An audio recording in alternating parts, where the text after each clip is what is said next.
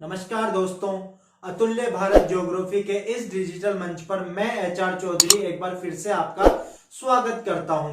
पिछली कक्षाओं में हमने भारत के आकार, स्थिति तथा विस्तार के बारे में चर्चा की और देखा कि भारत के कौन कौन से पड़ोसी देश हैं और भारत के किन किन राज्यों की सीमाएं किन किन देशों से लगती है। आज का जो हमारा टॉपिक है वो है भारत के भौतिक प्रदेश और सभी प्रकार की परीक्षाओं में इस टॉपिक में से प्रश्न आते हैं। ठीक है, तो भारत के जब हम भौतिक प्रदेशों की बात करते हैं तो भारत को प्रमुख रूप से 4 भौतिक प्रदेशों में विभाजित किया जाता है। कितने भौतिक प्रदेशों में? 4 भौतिक प्रदेशों में विभाजित किया जाता है और इनके नाम है, पहला उत्तरी पर्वतीय प्रदेश, दूसरा है उत्तर का विशाल मैदान, थर्ड है प्रायद्वीपीय पठार और फोर्थ है तटवर्ती मैदान एवं द्वीप समूह। तो इस प्रकार से भारत को 4 भौतिक प्रदेशों में विभाजित किया जा सकता है। कौन कौन से? उत्तरी पर्वतीय प्रदेश, उत्तर का विशाल मैदान, प्रायद्वीपीय पठार तथा तटवर्ती मैदान एवं द्वीप समूह। जब हम भारत की बात करते हैं तो एक चीज ध्यान दीजिएगा कि भारत के कुल क्षेत्रफल के लगभग 10.6% भाग पर पर्वतों का विस्तार पाया जाता है, जबकि 18.5% भाग पे पहाड़, 27.7% भाग पर पठार का विस्तार पाया जाता है और 43.2% भाग पर मैदान का विस्तार पाया जाता है। ये आपके एग्जैक्ट डाटा है। कई पुस्तकों में आपको इस प्रकार से लिखा मिलेगा कि 11% आपके पर्वत हैं, 18% आपके क्या हैं? पहाड़ हैं, 28% आपको पठार मिल जाएंगे और 43% आपको मैदानों का विस्तार पाया जाता है। हम इन फैक्ट्स को याद तो कर लेंगे, लेकिन देखिए इस टॉपिक को समझने के लिए हमें यह पता होना चाहिए कि पहाड़ किसे कहते हैं, पर्वत किसे कहते हैं, पठार किसे कहा जाता है। ठीक है, यहां पर पठार लिखा हुआ है। प्रायद्वीप किसे कहा जाता है, द्वीप किसे कहा जाता है। तो इस प्रकार की शब्दावलियों का हमें ज्ञान होना आवश्यक है। एक चीज ध्यान दीजिएगा कि जितने भी प्राकृतिक उच्चावच होते हैं उन सभी की ऊंचाई समुद्र तल से मापी जाती है। कहां से मापी जाती है? समुद्र तल से मापी जाती है। तो जब हम प्राकृतिक उच्चावचों की बात करते हैं तो हमें यह देखना है कि पर्वत किसे कहते हैं। ठीक है, तो पर्वत किसे कहा जाता है कि ऐसे ऊंचे उठे हुए स्थलखंड, किससे? समुद्र तल से ऊंचे उठे हुए स्थलखंड। अब कितने ऊंचे उठे हुए? तो कम से कम 1000 मीटर, जिनकी ऊंचाई कितनी हो?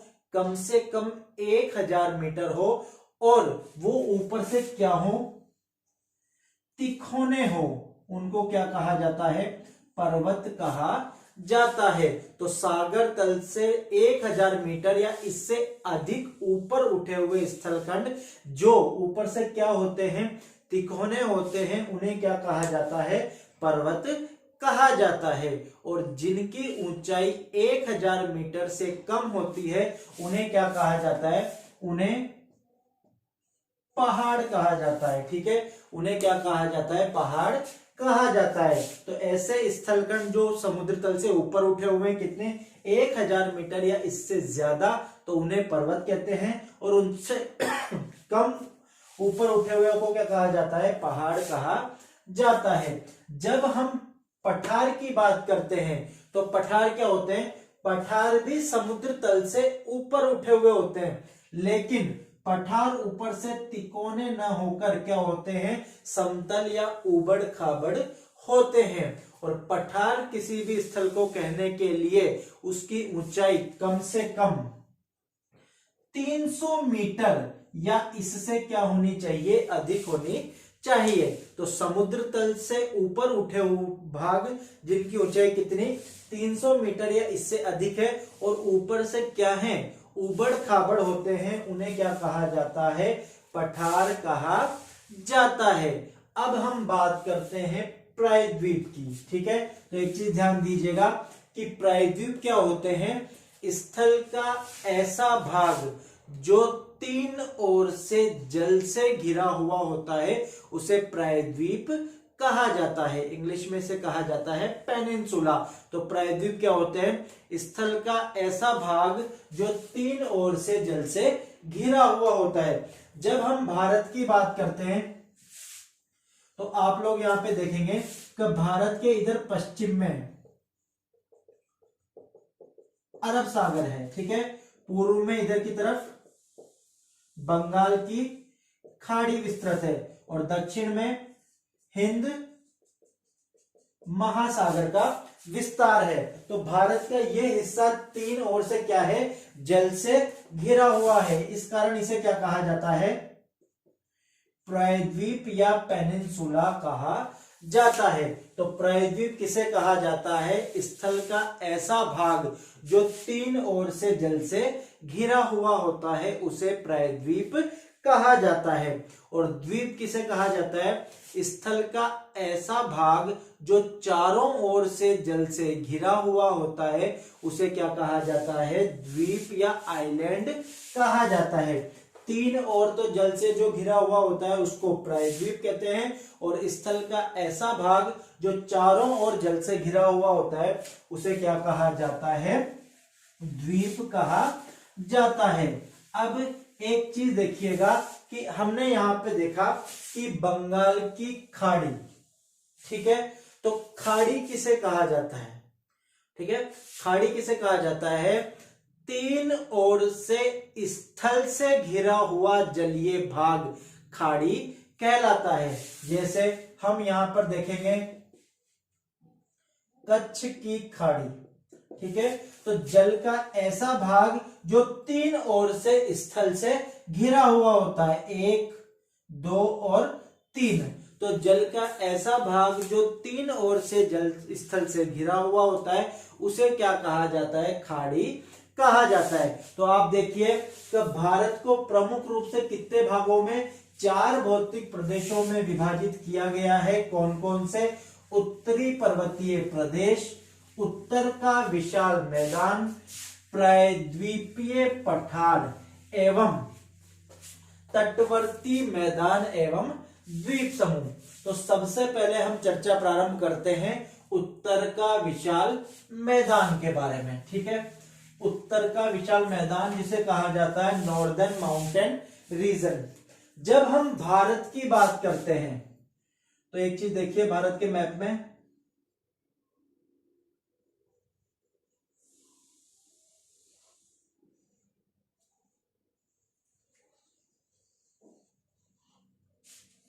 ठीक है, जब हम भारत की बात करते हैं तो पहले चारों भौतिक प्रदेशों की स्थिति देख लेते हैं कि भारत के नक्शे में इनकी स्थिति क्या है। उत्तरी पर्वतीय प्रदेश भारत के उत्तरी भाग में विस्तृत है। ठीक है, इस प्रकार से भारत के उत्तरी तथा उत्तरी पूर्वी भाग में जो पर्वतीय प्रदेश है उसे क्या कहा जाता है, उत्तरी पर्वतीय प्रदेश। और इसके अंतर्गत हम प्रमुख रूप से हिमालय के बारे में चर्चा करेंगे। ठीक है, पर्वतीय प्रदेश है तो यहां पर हम ऊंचे ऊंचे पर्वत शिखरों के बारे में देखेंगे कि कौन कौन से ऊंचे पर्वत शिखर यहां पर स्थित है। फिर हम प्रमुख दर्रों की बात करेंगे, दर्रे कहां पर और कौन कौन से राज्य में स्थित है। इसके अलावा हिमालय की बात होगी तो हम ग्लेशियर्स की बात करेंगे। हम देखेंगे कि भारत का सबसे ऊंचा पर्वत शिखर कौन सा है और विश्व का सबसे ऊंचा पर्वत शिखर कौन सा है। ठीक है, अब देखिए कि ये जो उत्तरी पर्वतीय प्रदेश है यहां से नदियों की उत्पत्ति होती है। भारत की प्रमुख नदियों की उत्पत्ति कहां से होती है, इस पर्वतीय प्रदेश या हिमालय से होती है। और जब तक नदी पर्वतीय क्षेत्रों में प्रवाहित होती है तो पर्वतीय क्षेत्रों में जो ढाल है वो क्या होती है, ज्यादा होती है, ढलान ज्यादा होती है। इस कारण वहां पर नदी का वेग भी क्या होता है, ज्यादा होता है। और नदी का वेग ज्यादा होने के कारण नदी की परिवहन क्षमता भी क्या होती है, ज्यादा होती है। तो परिवहन क्षमता ज्यादा होने के कारण क्या करती है, नदी बड़ी बड़ी चट्टानों को काट कर अपने साथ बहाकर लेकर आती है। लेकिन जैसे ही नदी मैदानों में प्रवेश करती है तो नदी का जो ढाल है वो क्या हो जाता है, कम हो जाएगा। ढाल कम होने के कारण जो वेग है वो भी क्या हो जाएगा, कम हो जाएगा। और वेग कम होने के कारण उसकी परिवहन क्षमता भी क्या हो जाती है, कम हो जाती है। तो जो पहाड़ों से चट्टानों को काटकर नदी अपने साथ बहाकर ला रही थी, अब उनका क्या करने लग जाती है, जमाव करने लग जाती है। तो इस नदी के जो अवसाद है, इनके जमाव से जिस भौतिक प्रदेश का निर्माण हुआ है उसे क्या कहा जाता है, उत्तर का विशाल मैदान कहा जाता है। ठीक है, ये जो भी उत्तर का विशाल मैदान है इसका निर्माण नदियों के द्वारा बिछाई गई मिट्टियों से हुआ है। तो उत्तर के विशाल मैदान में हम चर्चा करेंगे। इसके बाद जब हम प्रायद्वीपीय पठार की बात करते हैं तो ये वाला हिस्सा भारत का दक्षिणी, ये क्या कहलाता है, प्रायद्वीपीय पठार कहलाता है। प्रायद्वीपीय मतलब ये तीन ओर से जल से घिरा हुआ है और ये क्या है, पठारी क्षेत्र है, इस कारण इसे प्रायद्वीपीय पठार कहा जाता है। और जो चौथा भौतिक प्रदेश है वो है तटवर्तीय मैदान और द्वीप समूह। तो तटवर्ती मैदान के अंतर्गत हम इस भारत के समुद्र तट के किनारे जो मैदान बने हुए हैं इनका अध्ययन करते हैं। और द्वीप समूह की जब हम बात करें तो हम देखेंगे कि भारत में बंगाल की खाड़ी में अंडमान निकोबार द्वीप समूह स्थित है, जबकि अरब सागर के दक्षिण में कहां पर, यहाँ पे लक्षद्वीप समूह स्थित है। इसके अलावा भी भारत के कई द्वीप समूह स्थित है। तो इस प्रकार से हम भारत के भौतिक प्रदेशों का अध्ययन करेंगे, जिसके अंतर्गत हम चारों भौतिक प्रदेश और उनकी विशेषताओं को मानचित्र के द्वारा अध्ययन करेंगे, ताकि परीक्षाओं में पूछे जाने वाले प्रश्न का उत्तर हम दे सके। तो अब हम बात करते हैं सबसे पहले उत्तरी पर्वतीय प्रदेश का।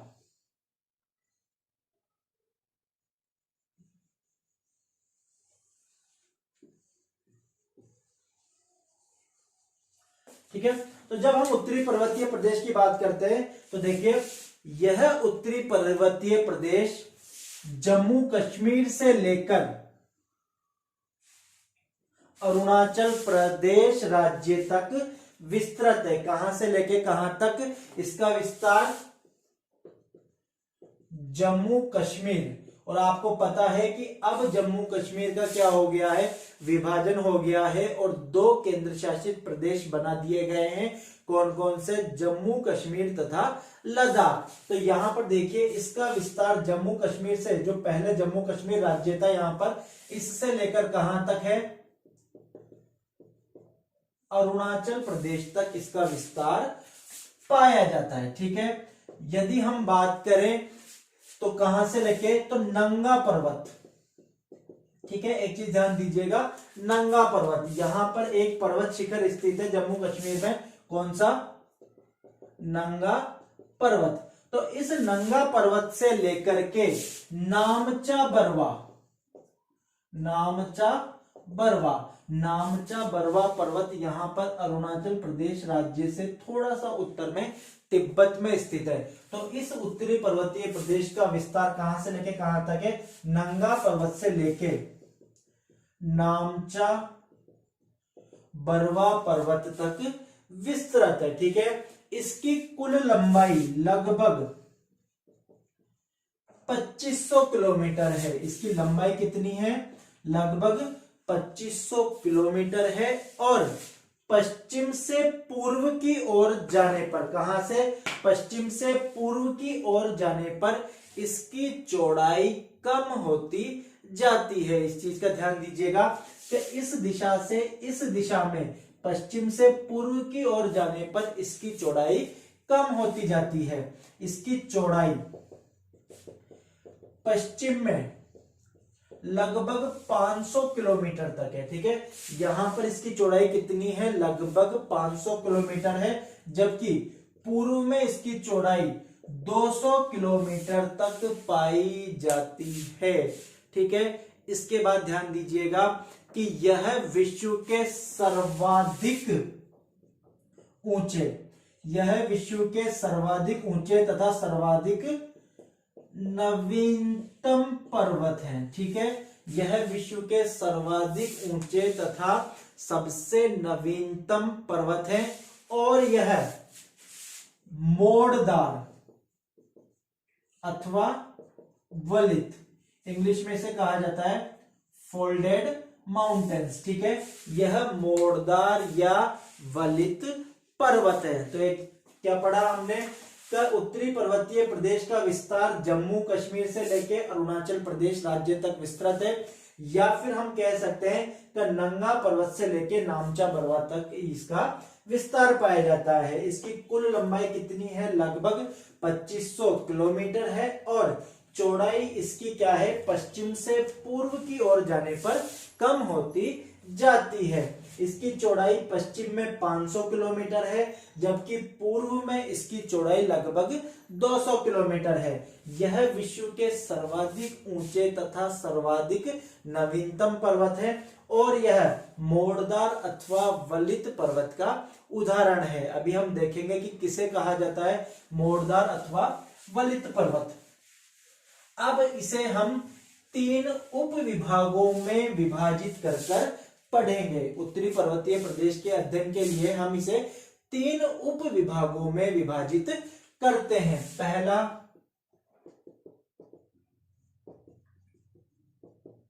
ट्रांस हिमालय, दूसरा हिमालय और तीसरा पूर्वोत्तर पहाड़ी प्रदेश। ठीक है, इस उत्तरी पर्वतीय प्रदेश को हम 3 उप विभागों में विभाजित करके अध्ययन करेंगे। पहला है ट्रांस हिमालय, दूसरा हिमालय तथा तीसरा पूर्वोत्तर पहाड़ी प्रदेश। ठीक है, तो ये जितना भी उत्तरी पर्वतीय प्रदेश है इसे हिमालय की संज्ञा भी दी जाती है। तो सबसे पहले हमें यह देखना है कि इस उत्तरी पर्वतीय प्रदेश या हिमालय की उत्पत्ति कैसे हुई। तो हिमालय की उत्पत्ति के संदर्भ में 2 सिद्धांत प्रचलित है। एक सिद्धांत का नाम है महाद्वीपीय प्रवाह सिद्धांत और दूसरे का नाम है प्लेट विवर्तनिकी सिद्धांत। तो हम देखते हैं कि किस प्रकार से हिमालय की उत्पत्ति हुई। तो वर्ष 1912 में, ठीक है, एक जर्मन भूगोलवेत्ता थे जिनका नाम था अल्फ्रेड वेगनर। अल्फ्रेड वेगनर ने अपना महाद्वीपीय प्रवाह सिद्धांत दिया 1912 में। क्या दिया? 1912 में अपना महाद्वीपीय प्रवाह सिद्धांत दिया। ठीक है, और वेगनर ने क्या कहा कि जब इस पृथ्वी की उत्पत्ति हुई तो उस समय इस पृथ्वी के जितने भी स्थलीय भाग हैं वह एक साथ जुड़े हुए थे और उसे क्या नाम दिया गया? पैंजिया नाम दिया गया। ठीक है, जब पृथ्वी की उत्पत्ति हुई तो आज हम जितने भी महाद्वीप या जितने भी द्वीप या जितना भी स्थलीय भाग देखते हैं वो सारा का सारा क्या है? एक साथ जुड़ा हुआ था और इसे क्या नाम दिया गया? पैंजिया नाम दिया गया। इस पैंजिया के चारों ओर एक जलीय भाग था जिसे पैंथालासा नाम दिया गया। इसे क्या नाम दिया गया? पैंथालासा नाम दिया गया। और स्थलीय भाग था वो जुड़ा हुआ, उसे क्या नाम दिया गया? पैंथालासा नाम दिया गया। ये काफी डिटेल में है थ्योरी, लेकिन हमें केवल यहाँ पर शॉर्ट में और इतनी समझनी है कि हमें ये समझ में आ जाए कि हिमालय की उत्पत्ति कैसी हुई है। तो अब अल्फ्रेड वेगनर क्या कहते हैं कि ये जो पैंजिया है इसके कालांतर में क्या हो गया? विभाजन हो गया और इसके 2 टुकड़े हो गए। ठीक है, कालांतर में इसका क्या हो गया, विभाजन हो गया और इसके दो टुकड़े हो गए। तो जो उत्तर वाला भाग या ऊपर वाला भाग था इसको कहा गया लारेशिया अथवा अंगारालैंड, ठीक है। और जो दक्षिण वाला भाग था इसको क्या कहा गया, गोंडवानालैंड। और इनके जो मध्य का जो भाग बना उसे नाम दिया गया टैथिस सागर। इसे क्या नाम दिया गया, टैथिस सागर नाम दिया गया। अब क्या होता है कि लॉरेशिया की और गोंडवानालैंड में जितनी भी नदियां प्रवाहित होती है वह सब अपर्दन करके उस तलछट का जमाव कहां पर करती है, टैथिस सागर में करती है। तलछट का मतलब होता है नदियां जो भी चट्टानों को काट छांट कर या मिट्टी और जो चट्टानें बहाकर लाती है उसे क्या कहा जाता है, अवसाद कहा जाता है। तो लॉरेशिया या अंगारालैंड की नदियां भी और गोंडवानालैंड की नदियां भी अवसादों का जमाव कहां पर कर रही है, टैथिस सागर में करती हैं।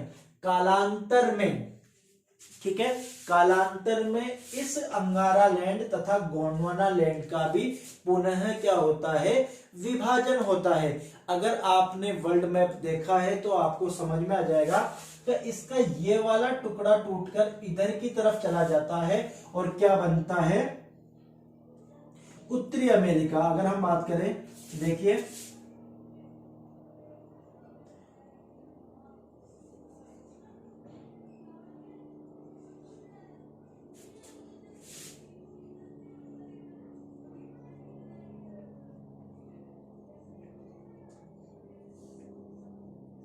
अगर शॉर्ट में यहाँ पे आप वर्ल्ड मैप देखें तो एक चीज देखिएगा कि ये जो टुकड़ा है लॉरेशिया का टूटकर ये यहां से इधर की तरफ आ जाता है और क्या बन जाता है, उत्तरी अमेरिका।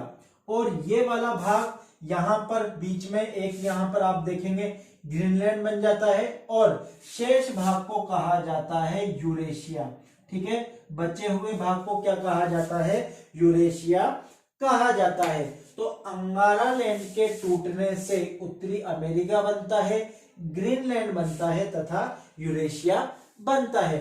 जबकि गोंडवानालैंड के टूटने से इधर आपके आ जाएगा दक्षिणी अमेरिका, ठीक है।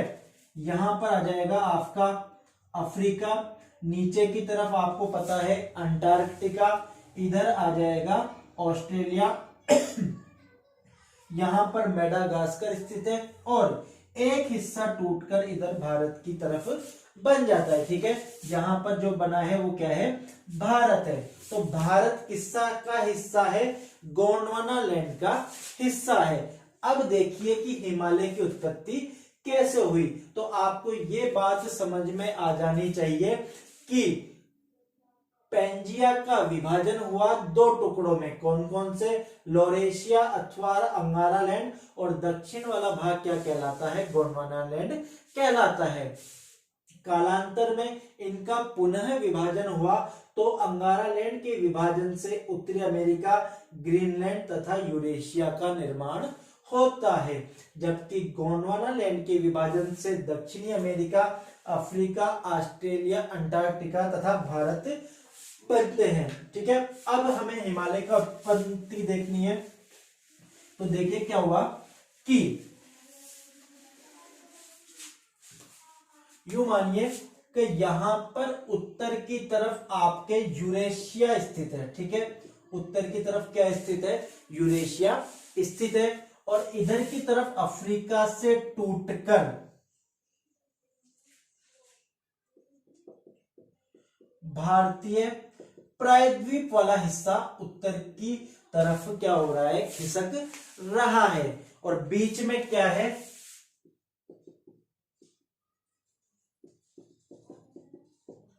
टैथिस सागर, ठीक है। और टैथिस सागर में क्या किया हुआ है, नदियों ने अवसादों का जमाव किया हुआ है। अब एक एग्जांपल देखिए कि मान लीजिए एक प्लास्टिक की क्या है, पॉलीथीन है और उस पॉलीथीन के अंदर कुछ कीचड़ भरा हुआ है। अब यदि हम उस पॉलीथीन को दोनों तरफ से यूं दबाएंगे तो उस कीचड़ का क्या होगा, वो कीचड़ ऊपर की तरफ निकलने लग जाएगा।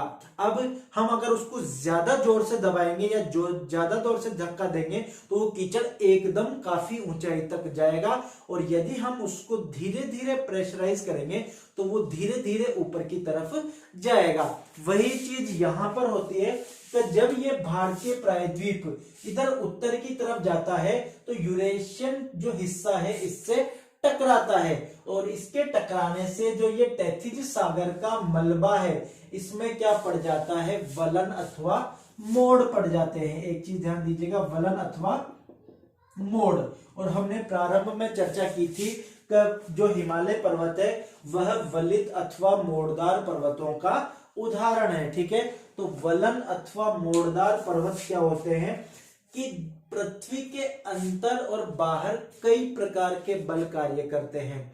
वे बल जो धरातल के ऊपर कार्य करते हैं उन्हें बहिर्जात बल कहा जाता है, एक्सोजेनेटिक फोर्सेस, और वह बल जो पृथ्वी के धरातल के नीचे कार्य करते हैं उन्हें अंतर्जात या एंडोजेनेटिक बल कहा जाता है। तो जब दो बल आमने सामने कार्य करते हैं, ठीक है, देखिएगा, जब दो बल आमने सामने कार्य करते हैं तो बीच वाले भाग में क्या पड़ जाते हैं, मोड़ पड़ जाते हैं। तो इस प्रकार से जिन पर्वतों की उत्पत्ति होती है उन्हें मोड़दार पर्वत कहा जाता है। जबकि दो बल यदि विपरीत दिशा में कार्य करते हैं तो बीच में दरार अथवा चट्टान पड़ जाती है, जिसे भ्रंश अथवा फॉल्ट कहा जाता है। ठीक है, तो यहां देखिए कि यहां से भारतीय प्रायद्वीप का हिस्सा इधर गति कर रहा है, बीच में टैथिस सागर का मलबा है, ऊपर क्या है, यूरेशिया। तो जब ये भारतीय हिस्सा इससे किससे ऊपर वाले यूरेशियन हिस्से से टकराता है तो बीच वाले भाग में क्या पड़ जाता है, मोड़ पड़ जाता है, और जो ये टैथिस सागर का जो मलबा है ये क्या करता है, हिमालय के रूप में उत्थान इसका हो जाता है। ठीक है, तो ये टक्कर जब पहली बार हुई तो ट्रांस हिमालय की उत्पत्ति होती है, फिर दूसरी बार वृहद हिमालय, तीसरी बार में हम पढ़ेंगे लघु हिमालय, तथा चौथी बार में हम पढ़ेंगे किसकी, शिवालिक अथवा बाह्य हिमालय की उत्पत्ति होती है। तो चूंकि इस हिमालय की उत्पत्ति टैथिज सागर के मलबे से हुई है, इस कारण इस टैथिज सागर को हिमालय का उत्पत्ति स्थल या हिमालय का गर्भ स्थल भी कहा जाता है। ठीक है, हिमालय का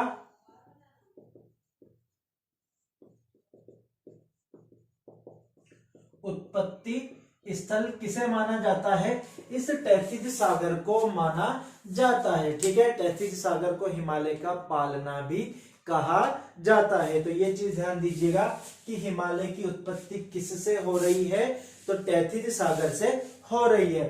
तो ये तो है वैगनर का महाद्वीपीय प्रवाह सिद्धांत, जिसके अंतर्गत क्या हुआ, महाद्वीपों का प्रवाह होता है, और यूरेशियन जो हिस्सा है उससे भारतीय हिस्से का जो टक्कर हुई उससे टैथिज सागर के मलबे में क्या हो गए, मोड़ पड़ गए और हिमालय की उत्पत्ति होती है।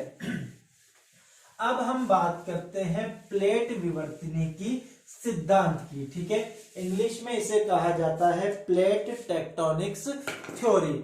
जब हम बात करते हैं प्लेट विवर्तनी की सिद्धांत की तो हमें सबसे पहले ये पता होना चाहिए कि प्लेट किसे कहा जाता है। तो जब हम प्लेट की बात करते हैं तो देखिए, हम पृथ्वी की आंतरिक संरचना पढ़ चुके हैं और हमें ये पता है कि पृथ्वी की ऊपरी परत जो सियाल है वो सीमा पे क्या कर रही है, तैर रही है। और हमने ये भी पढ़ा था कि पृथ्वी की सतह से नीचे जाने पर 100 से 200 किलोमीटर का जो भाग है वहां की चट्टानें तुलनात्मक रूप से पिघली हुई अवस्था में है, जिसे हमने दुर्बलता मंडल या एस्थोनोस्फीयर या फिर जोन ऑफ लो वेलोसिटी कहा था।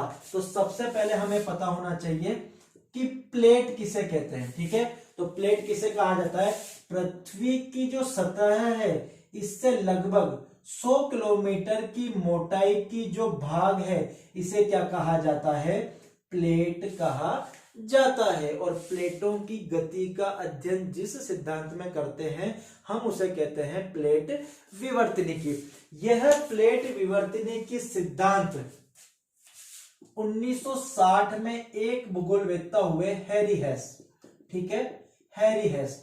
इन हैरी हेस का एक सिद्धांत है सागर नितल प्रसरण, ठीक है। इस सागर नितल प्रसरण के सिद्धांत के ऊपर आधारित है। तो ये चीज ध्यान दीजिएगा, सागर नितल प्रसरण या फिर सी फ्लोर स्प्रेडिंग की जो थ्योरी है वो किसने दी? हैरी हेस ने दी। कब दी? वर्ष 1960 में यह सिद्धांत दिया। अब 1965 में, ठीक है, वर्ष 1965 में टूजो विल्सन, ठीक है, कनेडियन भूगोलवेत्ता हुए टूजो विल्सन, उन्होंने सबसे पहले प्लेट शब्द का क्या किया? प्रयोग किया, ठीक है। किसने? 1965 में टूजो विल्सन ने सबसे पहले प्लेट शब्द का प्रयोग किया। अब हम बात करते हैं प्लेट विवर्तनिकी सिद्धांत की। तो प्लेट विवर्तनिकी सिद्धांत का प्रतिपादक इयोन मॉर्गन को माना जाता है, ठीक है। सॉरी, प्लेट विवर्तनिकी सिद्धांत का जो प्रतिपादक है वो किसको माना जाता है? मॉर्गन को माना जाता है। और मॉर्गन ने विश्व को प्रमुख रूप से 6 प्लेटों में विभाजित किया। विश्व को कितनी प्लेटों में विभाजित किया? 6 प्लेटों में विभाजित किया। कहीं कहीं पर आपको 7 भी मिल जाएगा, तो वो हम देखते हैं 7 कैसे। तो पहली चीज देखिए,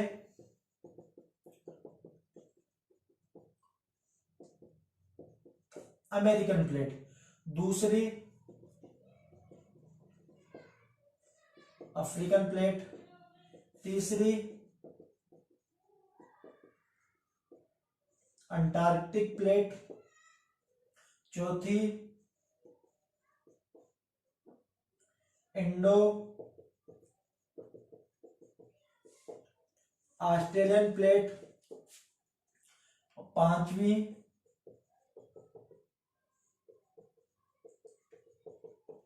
प्रशांत महासागरीय प्लेट, जिसे पैसिफिक प्लेट भी कहा जाता है, और छठी है यूरेशियन प्लेट, ठीक है। तो प्रमुख रूप से कितनी प्लेटों में विभाजित किया? 6 प्लेटों में विभाजित किया। जहां कहीं पे भी आपको 7 प्लेटें बताई जाएंगी, वहां पर इस अमेरिकन प्लेट को 2 भागों में, एक उत्तरी अमेरिकन और एक दक्षिणी अमेरिकन, अलग अलग बताया जाएगा, ठीक है। लेकिन प्रमुख रूप से कितनी प्लेटों में विभाजित किया? 6 प्लेटों में विभाजित किया। कौन कौन से? American plate, Indo Australian plate, African plate, Antarctic plate, प्रशांत महासागरीय प्लेट तथा यूरेशियन प्लेट, ठीक है। और प्लेट किसे कहा जाता है? पृथ्वी के धरातल से 100 किलोमीटर मोटाई का जो भाग है उसे क्या कहा जाता है? प्लेट कहा जाता है, ठीक है। अब जो मॉर्गन है वो क्या कहते हैं कि इन प्लेटों में गति होती है, ठीक है। इन प्लेटों में क्या होती है? गति होती है। पृथ्वी के अंदर अंतर्जात जो बल है उनके कारण इन प्लेटों में क्या हो रही है? गति होती है, और वर्तमान में भी हो रही है, ठीक है। अब ये प्लेटें क्या करती हैं? जब गति कर रही थी तो वही चीज ऊपर कौन सी प्लेट है? Eurasian plate. ऊपर कौन सी प्लेट है? Eurasian plate. और यहां नीचे कौन सी प्लेट है? इंडियन प्लेट, या फिर इसको हम कह सकते हैं इंडो ऑस्ट्रेलियन प्लेट, ठीक है। बीच में क्या है? यहां पर टैथिस सागर, और वही चीज की टैथिस सागर में क्या भरा हुआ है? नदियों के द्वारा अवसाद जो लाए गए हैं या फिर मलबा भरा हुआ है। तो जब यह इंडियन प्लेट इस यूरेशियन प्लेट से टकराती है तो टैथिस सागर के मलबे में क्या पड़ जाते हैं? मोड़ पड़ जाते हैं, और किसकी उत्पत्ति होती है? हिमालय पर्वत की उत्पत्ति होती है, ठीक है। तो आज से लगभग 65 मिलियन वर्ष पूर्व, ठीक है, आज से लगभग 65 मिलियन वर्ष पूर्व जब हिमालय सॉरी इस यूरेशियन प्लेट से किसकी, इंडियन प्लेट की टक्कर होती है, तो 65 मिलियन वर्ष पहले ट्रांस हिमालय की उत्पत्ति होती है। ठीक है, किसकी उत्पत्ति होती है, ट्रांस हिमालय की उत्पत्ति होती है। और इसी के साथ थोड़े समय में वृहद हिमालय की उत्पत्ति होती है। तो जो पहली प्रमुख जब टक्कर होती है उसके द्वारा किसकी उत्पत्ति होती है, ट्रांस हिमालय तथा वृहद हिमालय की उत्पत्ति होती है। फिर 45 मिलियन वर्ष पूर्व, कितने, 45 मिलियन वर्ष पूर्व क्या होता है, इस यूरेशियन प्लेट से इंडियन प्लेट की पुनः टक्कर होती है। तो पुनः टक्कर होती है तो दूसरी बार में लघु हिमालय की उत्पत्ति होती है। और 15 मिलियन वर्ष पूर्व पश्चात या पूर्व, आज से 15 मिलियन वर्ष पहले यूरेशियन प्लेट की इंडियन प्लेट से तीसरी बार टक्कर होती है। और तीसरी बार टक्कर होने से किसकी उत्पत्ति होती है, शिवालिक की उत्पत्ति होती है। अभी हम देखेंगे कि वृहद हिमालय क्या है, लघु हिमालय क्या है और शिवालिक क्या है। तो एक चीज ध्यान दीजिए, बस हमें यहाँ पे केवल इतना सा देखना है कि हिमालय की उत्पत्ति यूरेशियन प्लेट तथा इंडियन प्लेट के टकराने से होती है। यह प्रश्न पूछा भी गया है कि हिमालय की उत्पत्ति किन दो प्लेटों के टकराने से हुई है। तो उत्तर में ऊपर की तरफ कौन सी थी, यूरेशियन प्लेट थी, तथा दक्षिण में कौन सी है, यहाँ पर इंडो ऑस्ट्रेलियन प्लेट है। तो इंडो ऑस्ट्रेलियन या इंडियन प्लेट के इस यूरेशियन प्लेट के टकराने से किसकी उत्पत्ति होती है, हिमालय की उत्पत्ति होती है। और किसके द्वारा हो रही है, तैथिस सागर के मलबे में क्या हो रहे हैं, मोड़ पड़ रहे हैं। तो पहली चीज ये कैसे पर्वत है, वलित फोल्डेड माउंटेन्स है।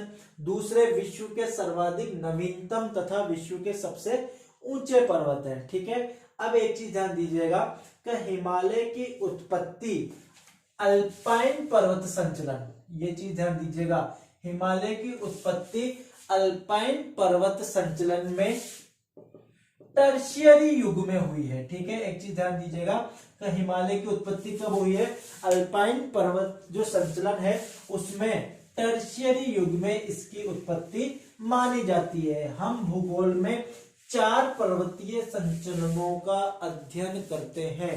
भूगोल में प्रमुख रूप से कितने पर्वतीय संचलन हुए हैं, 4 पर्वतीय संचलन हुए हैं। सबसे पहला प्री कैम्ब्रियन, जिसे चर्नियन भी कहा जाता है। ठीक है, प्री कैम्ब्रियन या चर्नियन। उसके बाद कैलिडोनियन, तीसरा है हर्सिनियन और चौथा है अल्पाइन। तो सबसे नवीनतम जो पर्वत संचलन है उसमें किस युग में, टर्शियरी युग में इसकी उत्पत्ति होती है। राजस्थान लोक सेवा आयोग में कॉलेज व्याख्याता परीक्षा तथा स्कूल व्याख्याता परीक्षाओं में ये क्वेश्चन पूछा गया है। आपसे क्रम पूछा जाएगा कि पर्वतीकरण के जो ये क्रम है इनका सही क्रम क्या है। तो आप पर्वतीकरण में देखिए, या तो आपको प्री कैम्ब्रियन लिखा हुआ मिलेगा या फिर क्या लिखा मिलेगा आपको, चर्नियन भू संचलन लिखा मिलेगा। तो सबसे पहले प्री कैम्ब्रियन, फिर कैलिडोनियन, तीसरे नंबर पे है हर्सियन और चौथे नंबर पे है अल्पाइन। तो ये जो अल्पाइन पर्वतीकरण है इसमें टर्शियरी युग में किसकी उत्पत्ति मानी जाती है, हिमालय की उत्पत्ति मानी जाती है। तो आपको समझ में आ गया होगा कि हिमालय की उत्पत्ति किस प्रकार से होती है, यूरेशियन प्लेट के इंडियन प्लेट से टकराने पर तैथिस सागर का जो मलबा था उसमें क्या पड़ जाते हैं, मोड़ पड़ जाते हैं। और मोड़ पड़ने के कारण क्या हो जाता है, उत्पत्ति होती है। 65 मिलियन वर्ष पहले जब पहली टक्कर होती है तो ऊंचे ऊंचे पर्वत बन जाते हैं जिसको ट्रांस हिमालय तथा वृहद हिमालय कहा जाता है। सेकंड नंबर पे जब टक्कर होती है तो लघु हिमालय, और जब थर्ड नंबर पे जब टक्कर होती है तो किसका, शिवालिक अथवा बाह्य हिमालय की उत्पत्ति होती है। अब हम जो ये हमारा उत्तरी पर्वतीय प्रदेश है इसको हमने 3 भागों में विभाजित किया। कौन कौन सा, ट्रांस हिमालय, हिमालय तथा पूर्वोत्तर पहाड़ी प्रदेश। सबसे पहले हम बात करते हैं ट्रांस हिमालय की। ठीक है, ट्रांस हिमालय। हमारा पहला जो उप विभाग है वो कौन सा है? ट्रांस हिमालय। ट्रांस का अर्थ होता है हिंदी में पार। पार मतलब दूर स्थित, ठीक है। तो ट्रांस हिमालय का अर्थ क्या होता है? दूर स्थित अथवा पार। इसके अंतर्गत हम जम्मू कश्मीर में सुदूर उत्तर में स्थित पर्वतों के बारे में चर्चा करेंगे, ठीक है। यहां पे देखिए क्या क्या है कि ट्रांस हिमालय के अंतर्गत प्रमुख रूप से हम 4 श्रृंखलाएं देखते हैं। कौन कौन सी? जास्कर, लद्दाख, काराकोरम और चौथी है कैलाश, ठीक है। तो ट्रांस हिमालय के अंतर्गत हम कितनी पर्वत श्रृंखलाओं की बात कर रहे हैं? 4 पर्वत श्रृंखलाओं के बारे में बात करेंगे। कौन कौन सी? जास्कर, लद्दाख, काराकोरम और कैलाश। दक्षिण से उत्तर की ओर चलने पर सबसे पहले आती है जास्कर श्रेणी। इसके उत्तर में लद्दाख, यहां पर आ जाएगी आपके काराकोरम श्रेणी, और इधर तिब्बत में आपके आ जाती है कैलाश श्रेणी। तो प्रमुख रूप से ये 4 पर्वत श्रृंखलाएं किसके अंतर्गत आती हैं? ट्रांस हिमालय के अंतर्गत आती हैं। और ट्रांस का अर्थ क्या होता है? पार हिमालय। ट्रांस हिमालय का अर्थ क्या है? पार हिमालय। अब इस ट्रांस हिमालय में जो काराकोरम श्रेणी है, यहां पर एक पर्वत शिखर स्थित है K2 अथवा गॉडविन ऑस्टिन, ठीक है। K2 अथवा गॉडविन ऑस्टिन। इसकी ऊंचाई है 8611 मीटर। कितना? 8611 मीटर। और यह विश्व का दूसरा तथा भारत का सबसे ऊंचा पर्वत शिखर है, ठीक है। कौन सा? K2 अथवा गॉडविन ऑस्टिन कौन सी श्रेणी में स्थित है? काराकोरम श्रेणी में स्थित है। यह K2 या गॉडविन ऑस्टिन विश्व का तो दूसरा सबसे ऊंचा और भारत का सबसे ऊंचा पर्वत शिखर है। जब हम दूसरा पढ़ रहे हैं तो आपको यह पता ही होगा कि विश्व का सबसे ऊंचा जो पर्वत शिखर है वह कौन सा है? माउंट एवरेस्ट है। 8848 मीटर जिसकी ऊंचाई है, और कहां पर स्थित है? नेपाल में। वो हम वृहद हिमालय के अंतर्गत पढ़ेंगे। तो अभी हम बात कर रहे हैं ट्रांस हिमालय की। तो ट्रांस हिमालय में यहाँ पे कौन सा? K2 अथवा गॉडविन ऑस्टिन प्रमुख पर्वत शिखर है। इसके अलावा यहाँ पर 2 पर्वत शिखर और मिल जाएंगे आपको। एक मिल जाएगा आपको हिडन और एक मिल जाएगा आपको गशेरब्रूम, ठीक है। हिडन की ऊंचाई है 8068 मीटर, जबकि गशेरब्रूम की है 8035 मीटर। लेकिन आपको ये ऊंचाइयां याद करने की जरूरत नहीं है। सामान्य तौर पे आपसे यह पूछी नहीं जाती है। केवल आप ये चीज देख लीजिए कि गॉडविन ऑस्टिन की ऊंचाई कितनी है? 8611 मीटर। इसके अलावा यहाँ पर 2 पर्वत शिखर और हैं। कौन कौन से? हिडन तथा गशेरब्रूम। इसके अलावा यहां पर इधर की तरफ एक पर्वत शिखर स्थित है राकापोशी, ठीक है। कौन सा? राकापोशी। और यह राकापोशी विश्व की सर्वाधिक तीव्र ढाल वाली चोटी है। ये चीज ध्यान दीजिएगा, विश्व की सर्वाधिक तीव्र ढाल वाली चोटी है, ठीक है। यह प्रश्न भी कई प्रतियोगी परीक्षाओं में पूछा गया है कि विश्व की सर्वाधिक तीव्र ढाल वाली चोटी कौन सी है? तो कौन सी है? राकापोशी है। यह जो काराकोरम श्रेणी है इसे उच्च एशिया की रीढ़, उच्च एशिया की रीढ़, बैकबोन ऑफ हाई एशिया भी कहा जाता है। किसे? काराकोरम श्रेणी को उच्च एशिया की रीढ़ या बैकबोन ऑफ हाई एशिया भी कहा जाता है। एक चीज ध्यान दीजिए, हम जहां इस हिमालय के अंतर्गत जितने भी पॉइंट्स की चर्चा करेंगे वो किसी ना किसी परीक्षा में पूछे गए हैं। तो आप जब इसको देखें और इसको नोट करें तो सारे पॉइंट्स को ध्यान में रखिएगा, यहां से आपके कंफर्म क्वेश्चन बनते हैं। ठीक है, इसके अलावा कराकोरम श्रेणी में ही कराकोरम दर्रा स्थित है। ठीक है, कौन सा दर्रा? कराकोरम दर्रा। और यह कराकोरम दर्रा विश्व का सबसे ऊंचा दर्रा है। ठीक है, विश्व का सर्वाधिक ऊंचाई पर स्थित दर्रा कौन सा है? कराकोरम दर्रा है। ठीक है, इसके अलावा अगर हम बात करें तो यहां पर दो प्रमुख दर्रे और पाए जाते हैं जास्कर श्रेणी में, फोटुला दर्रा। ठीक है, जास्कर श्रेणी में कौन सा है? फोटुला दर्रा। और लद्दाख श्रेणी में है खरदेनगुला दर्रा। लद्दाख श्रेणी में है खरदेनगुला दर्रा।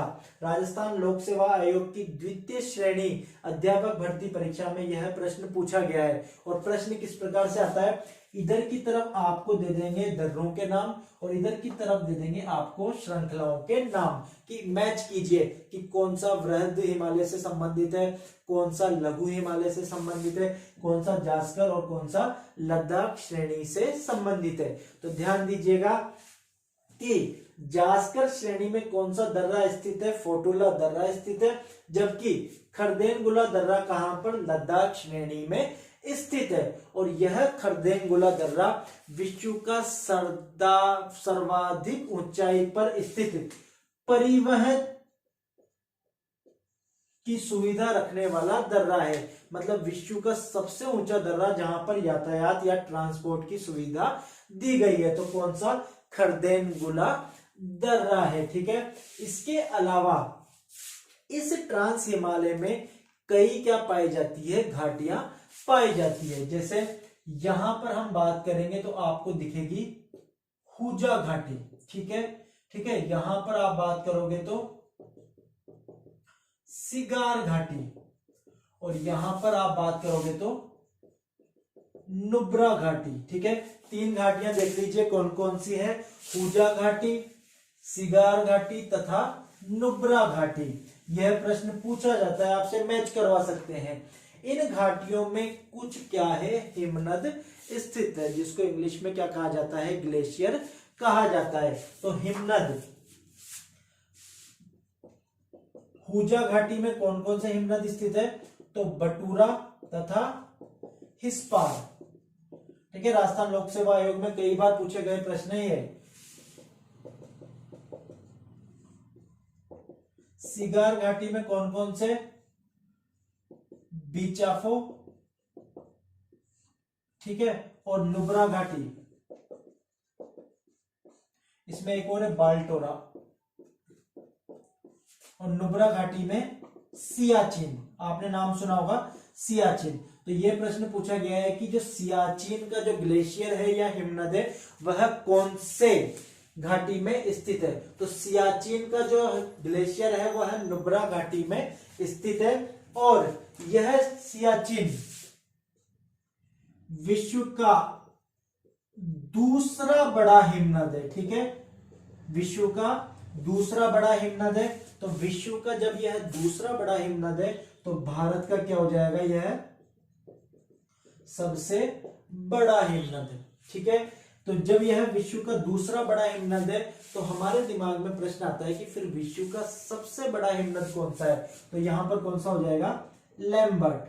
ठीक है, यह लैम्बर्ट हिमनद अंटार्कटिका महाद्वीप में स्थित है। ठीक है, इसके अलावा एक चीज देखिएगा कि ये जो ट्रांस हिमालय है ना, यहाँ पर लवणीय झीलें भी पाई जाती है। लवणीय झीलों का मतलब है खारे पानी की झीलें भी पाई जाती है। चूंकि हमें पता है कि टेथिस सागर बीच में था, ठीक है, ऊपर यूरेशियन प्लेट थी, नीचे इंडियन प्लेट थी। तो जब इनकी टक्कर हुई तो बीच में जो क्या है? खारे पानी के जलाशय रह गए। तो यहाँ पर दो प्रमुख खारे पानी की झीलें पाई जाती है। कौन कौन सी? एक तो यहां पर है पांगांग सो, ठीक है, और यहां पर है सोमू रीरी। इन दोनों के नाम ध्यान दीजिएगा। कौन कौन से? पांगांग सो और सोमुरिरी, पांगांग सो और सोमुरिरी। ठीक है, ये दोनों क्या है? खारे पानी की झीलें हैं अथवा लवणीय झीलें हैं। इसके अलावा एक आपने अभी नाम सुना होगा, जब भारत और चाइना में जो विवाद हो रहा है जम्मू कश्मीर में, गलवान घाटी। ठीक है, गलवान घाटी, गलवान घाटी यहाँ पर जो अक्साई चीन वाला क्षेत्र है यहाँ पर स्थित है, जिसके लेकर भारत और चीन के मध्य क्या है? विवाद रहा है। ठीक है, इसके अलावा जब आप एटलस में देखेंगे तो आप देखेंगे कि यहाँ पर लद्दाख का पठार स्थित है, ऊपर यहाँ पर सोडा प्लेन्स, सोडा मैदान अवस्थित है। ठीक है, और जो सिंधु नदी है, सिंधु नदी लद्दाख तथा जास्कर श्रेणियों के मध्य से होकर प्रवाहित होती है। एक चीज ध्यान दीजिएगा कि सिंधु नदी किनके मध्य से प्रवाहित होती है? लद्दाख तथा जास्कर श्रेणियों के मध्य से होकर प्रवाहित होती है। तो इस प्रकार से ये ट्रांस हिमालय विस्तृत है, जिसके अंतर्गत हमने पढ़ा कि 4 प्रमुख श्रेणियां कौन कौन सी? जास्कर, लद्दाख, काराकोरम तथा कैलाश। इसमें गॉडविन ऑस्टिन या केटू विश्व का दूसरा सबसे ऊंचा शिखर और भारत का सबसे ऊंचा पर्वत शिखर स्थित है। ठीक है, इसके अलावा हमने प्रमुख दर्रे पढ़ लिए, हमने इसमें ग्लेशियरों के बारे में चर्चा की। अब एक चीज देखिएगा कि ये जो ट्रांस हिमालय है, कौन सा? ट्रांस हिमालय, यह वृहद हिमालय से, किससे? वृहद हिमालय से किसके द्वारा पृथक होता है? ITSZ, Indus Tsangpo suture zone. ठीक है, Indus Tsangpo suture zone. Hindi में इसको कहा जाता है सिंधु ब्रह्मपुत्र। ठीक है, सांगपो किसे कहा जाता है? तिब्बत में ब्रह्मपुत्र नदी को कहा जाता है। शचर को हिंदी में लिखा जाता है सीवन क्षेत्र। आप केवल इतना सा ध्यान रखिएगा, ITSZ, Indus Tsangpo suture zone या सिंधु ब्रह्मपुत्र सीवन क्षेत्र के द्वारा ट्रांस हिमालय वृहद हिमालय से पृथक होता है। तो इस प्रकार से हमारा ये ट्रांस हिमालय है, जिसमें से हमारे प्रतियोगी परीक्षाओं में प्रश्न पूछे जाते हैं। उम्मीद करते हैं आपको ये जो हमारे द्वारा जानकारी दी गई है इस आपको समझ में आया होगा। अगली कक्षा में हम हिमालय के बारे में चर्चा करेंगे, जिसमें हम हिमालय को वृहद हिमालय, लघु हिमालय तथा शिवालिक में विभाजित करके उनके प्रमुख पर्वत शिखरों, दर्रों तथा घाटियों के बारे में अध्ययन करेंगे। तो अभी के लिए केवल इतना ही। धन्यवाद।